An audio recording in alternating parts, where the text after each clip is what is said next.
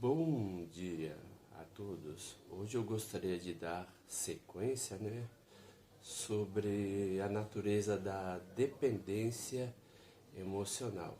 Nos vídeos anteriores eu falei sobre a característica, do campeão e do cuidador. Hoje eu gostaria de falar sobre a característica do culpado. Você conhece uma pessoa assim? Que tem essa característica do culpado? E como seria essa característica? Você acontece que tudo o que acontece de bom ou de errado é culpa sua? E pelo fato de você por tentar ser verdadeiro, falar o que pensa, e você se sente culpa por ter falado tal ato, falado tais palavras ou cometido tais atos? Então você se sente mal porque você falou a verdade ou porque você falou o que pensava, e você falou porque estava cansado de ficar calado. Interessante que pessoas que têm esse tipo de comportamento são pessoas que têm um auto-julgamento muito forte. E as mesmas acreditam que são os males de tudo o que acontece com ela, Então, essas pessoas têm uma percepção totalmente distorcida acerca de si mesmas, E elas têm uma sensação, por exemplo, em que tudo conspiram contra ela. Pelo fato delas falarem ou não falarem, elas acreditam que de modo inconsciente ela fez algo mal e que é justo que elas sofram. Estranho isso, Mas muitas pessoas têm essa característica. Uma pessoa que vive uma neurose constante, vive uma crise constante, porque tudo que acontece de mal dela, ela acredita que ela está inserida de uma certa maneira e que ela fez algum mal que não percebeu. Então, o coitado e o culpado, ele parecem iguais, mas tem algumas características diferentes. Porque o culpado, ele sempre acredita que tem alguém conspirando contra ele, querendo derrubar de uma certa maneira. O coitadinho, ao contrário, ele faz coisas para que os outros constantemente o aprovem, para que ele sinta aprovado. E o culpado, não. Ele sempre acha que ele está sendo julgado, está sofrendo certo tipo de conspiração por um ato que ele mesmo fez. Então, o culpado, ele sempre tem aquela característica de se purgar pelo mal que ele cometeu a alguém. Mas essas características muitas vezes acontecem na infância. Por exemplo, a criança, A criança, ela se sente responsável por algo que ela não faz, E também ela se torna responsabilizada por algo que não deveria. Então, ela não foi isentada. Como eu já tinha falado em outros vídeos, a criança tem uma ligação totalmente afetiva com os pais. E os pais, apesar de ter uma ligação afetiva com os filhos, eles têm uma concepção totalmente racional de como a criança deveria se portar. Quais são os moldes em que a criança deve seguir para ser aceita na sociedade. Então, a nossa moral, a nossa cultura, ela é totalmente social. As pessoas têm que fazer algo para se encaixarem nesse meio. Então, por isso que há pessoas que são consideradas desajustadas, ou porque não entram nesse molde, não se moldou a característica da família e tampouco se ajustará a característica que a sociedade exige delas. Então, a maioria dessas pessoas tem uma característica totalmente traumatizada. E isso acontece muito, por exemplo, na formação da criança. O universo da criança, a mentalidade da criança, ela funciona de uma maneira totalmente diferente. Por isso que quando o adulto, quando a pessoa cresce, a pessoa fala bem assim: se eu pudesse, eu voltaria atrás para não cometer os mesmos erros. Com certeza não cometeria, mas cometeria outros erros. Os erros são propícios à infância como uma forma de maturação. Então, a formação moral da criança, ela é totalmente empírica. Então, tudo que ela vai fazer mesmo vai dar errado até que ela se encaixe em algo, mas os pais, por exemplo, sempre tolhem as crianças de uma certa maneira, o que é necessário sim, né? Não como uma forma de impor algo, mas sim em trabalhar o caráter da criança.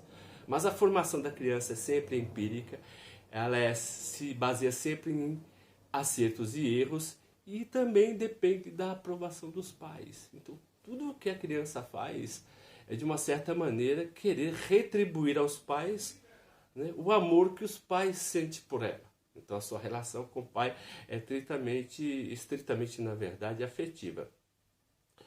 Então, por exemplo, pelo fato dos pais ter um relacionamento totalmente disfuncional ou cheio de problemas, muitas vezes a criança acredita que todo o mal que acontece é culpa dela. Porque uma criança ela tem o costume de brincar, de se envolver, e quando o pai ou a mãe está estritamente irritado, aquela atitude da criança se torna uma espécie de estopim, né, para os pais gritarem com a criança e poder jogar tudo, né, o lixo emocional na criança. E a partir daí que vai se desenvolvendo catexias, né, que isso aflora até na vida adulta, né?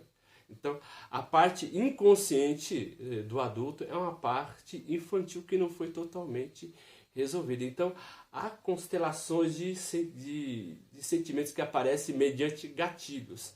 E com isso a pessoa vai se tolhendo, né? Ou seja, a criança mal resolvida vai aflorar no adulto que já está formado, né? Então, todo o ser humano tem assim uma espécie de trauma.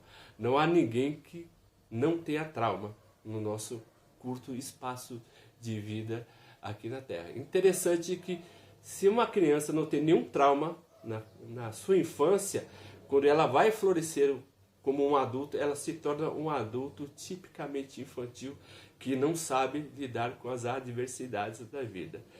Interessante que você vê, por exemplo, na nossa sociedade, na sociedade contemporânea, que estamos cheios, né, de adultos infantis. Mas voltando no caso da dependência emocional da criança, interessante é que a razão em que a criança trabalha e que o adulto trabalha é totalmente desproporcional, né? Porque uma criança ela tem uma atitude boba, né? Ela brinca, quebra, destrói as coisas, porque ela está aprendendo o mundo, está conhecendo o mundo, na verdade está aprendendo e apreendendo. Então, os pais cobram uma energia muito grande da criança por aquele pequeno problema que a criança está fazendo, quando ela está descobrindo o mundo. A partir daí vai se estabelecer essa espécie de trauma, né? Por quê? Porque esses pequenos atos começam a ter grandes consequências, né? A criança quebra algo, apanha, ela suja alguma coisa, apanha, ela desenha na parede, apanha. Então, essa sensação de peso vai criando traumas na criança. Então, ela vai tendo certa espécie de neuroses e traumas, né? Então, tudo que a criança faz, tudo que ela faz, na verdade, é considerado como errado. Ela está sendo tolhida. Então, ela vai tendo esse complexo, esse trauma de culpa, né? E tudo é culpa da criança. Por exemplo, quando a criança está na escola, ela sofre trauma, bullying, né? As pessoas a machucam também. E quando a criança vai falar com os pais, de uma forma direta ou indireta, vai falar que a culpa é da própria criança. Então a criança vai desenvolvendo uma personalidade totalmente, como é que eu posso dizer? Uma personalidade totalmente desvinculada da realidade. Vai se tornando muito mais subjetiva. Os pais não ensinam a criança a lidar com o sofrimento, com a dor, com a perda e que nem tudo depende dela. Os pais fazem isso de uma maneira totalmente inconsciente, porque querem dar aos filhos o melhor que pode. Mas esse melhor muitas vezes pode causar o pior mal da criança.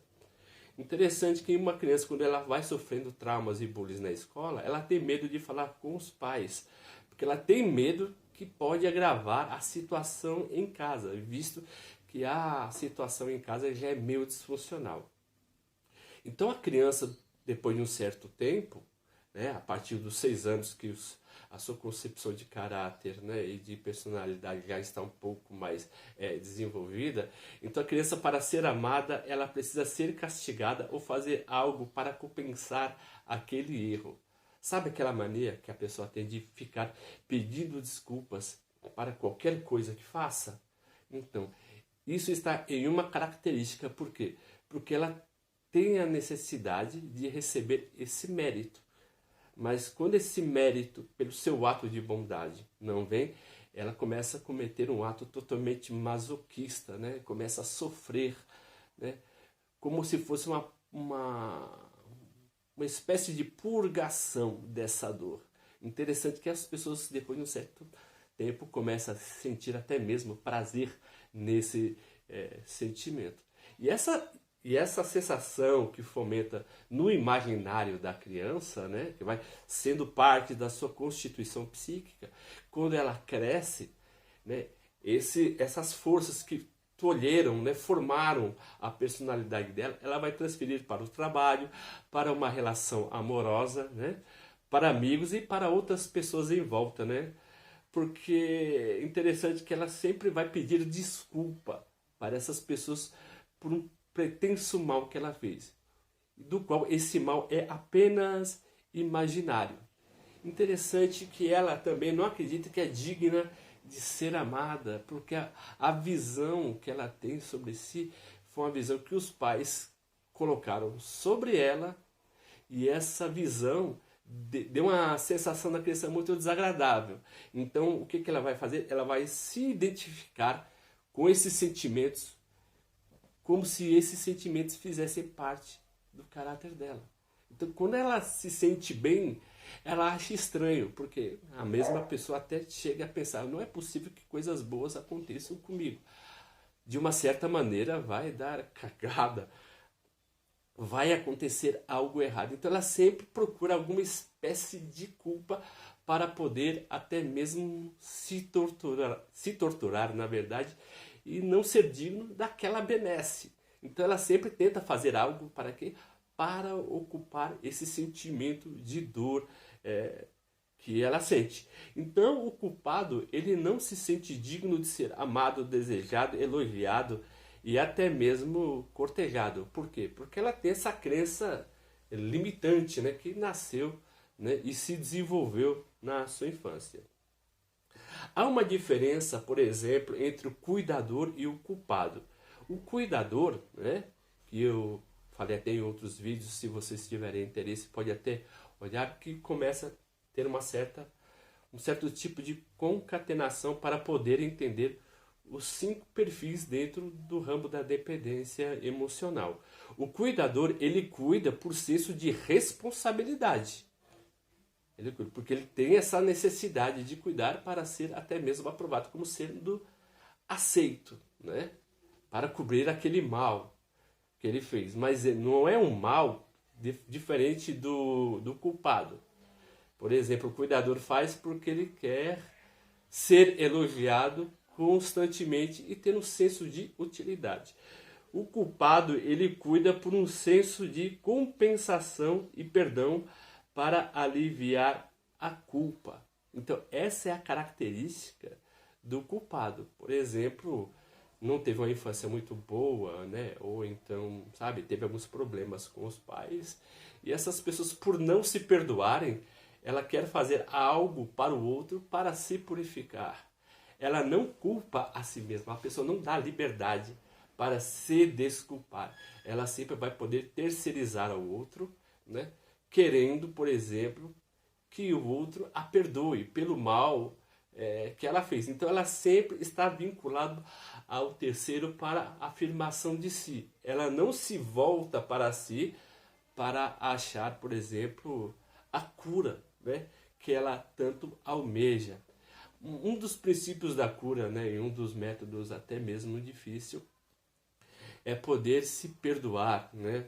Olhar para si mesmo e ver que todos são propícios a errar. Misericórdia não é só estar no lugar do outro, é se olhar dentro do seu lugar, mediante determinado conceito. Por quê? Porque nem tudo o que acontece está na mão das pessoas. Nem tudo o que acontece de mal está nas nossas mãos. E com isso entramos numa espécie de neurose muito grande que vamos nos culpando constantemente, né?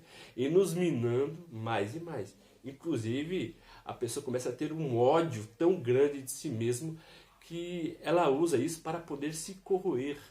A pessoa gera uma espécie de ressentimento ou de dispepsia. A pessoa vai se cavando, enquanto que o outro tenta até salvá-lo, porque sempre aparecem pessoas para querer ajudar. O outro diz que não merece. Não, eu sou uma má pessoa e eu não mereço. Então a pessoa sempre procura, sabe, achar a solução na própria culpa e na própria dor. O que é um ato totalmente paradoxal, porque cada vez que você olha pelo mal que você fez, você sempre se culpará mais e mais. Então a pessoa tem que ter a necessidade de se perdoar e se permitir ser amado, ser desejado e ser aceito. Porque ninguém é tão ruim nesse mundo que mereça carinho. Há alguns casos, sim, em excesso em relação aos psicopatas. Mas eu estou falando, por exemplo, dentro desse conceito que é da dependência emocional. Se vocês estão gostando dos vídeos que eu estou postando, por gentileza, se inscrevam, né? Aperte no botão para receber mais atualizações, para que vocês possam receber cada vídeo que eu vou postando no decorrer da semana. Dê um like, se inscreva no canal e comentem. Muito obrigado pela atenção de todos, como sempre, e até a próxima.